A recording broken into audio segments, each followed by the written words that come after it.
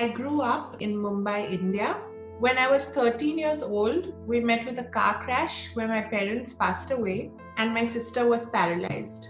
My maternal grandmother took over. Those were very difficult years, but in my community, education was given a lot of importance. I started working at a child development center when I was 18 years old, and I worked there for 14 years. Gradually, I became the director of the place, managing everything and training the instructors. Because of my background and interest in art and early childhood education, when I went to Reggio, I was pretty overwhelmed. I was like, wow, what are we doing with our kids back home? They should be playing, they should be engaged like this. But it's a different reality where I come from. So it got me thinking about the bigger questions like, what is education? How can we support young children in their own context? I got to TCE in 2014 to do my master's program in early childhood education.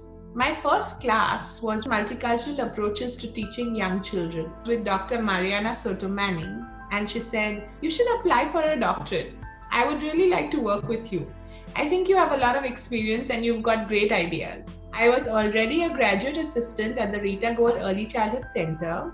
And then when I got to the doc program, they made me a doctoral research fellow. In my third and fourth year as a doc student, I earned the Millman Literacy Fellowship, working with children at a school in Harlem. The demographics at that school were very different than the Rita Gold Center, although it was just across the street. Seeing similar age children being expected to do very different things and my interest in equity and justice got me thinking about my dissertation. My dissertation was about immigrant and transnational teachers of color in early childhood teacher education programs.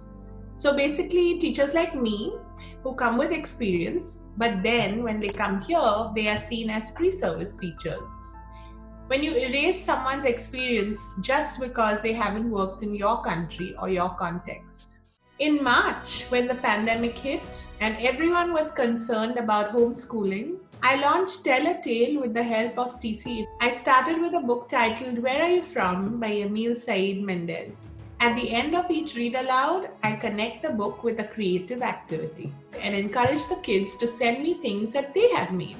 At the end of each episode, I usually speak about social justice issues and connections to the books. Using these books as windows, mirrors, and sliding glass doors, about how books can be windows into another culture, another experience.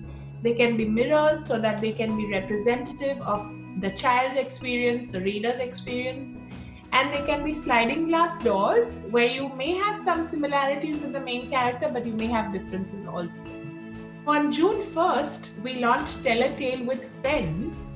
We have books read in Mandarin, in Korean, in Spanish, in Portuguese, in Turkish, in Igbo language from Nigeria. I've read one in Hindi. We've also had 2 young children doing read alouds. I truly believe in the power of stories and storytelling. If we tell stories of our lives and experiences and care to listen to the stories of others, our world would be a better place. I remember when I was a young child, my paternal grandmother used to tell my sister and me bedtime stories. Storytelling is a very traditional way of how our communities learn. It is the generational wisdom that is passed down by our elders. We need to believe in the magic of stories.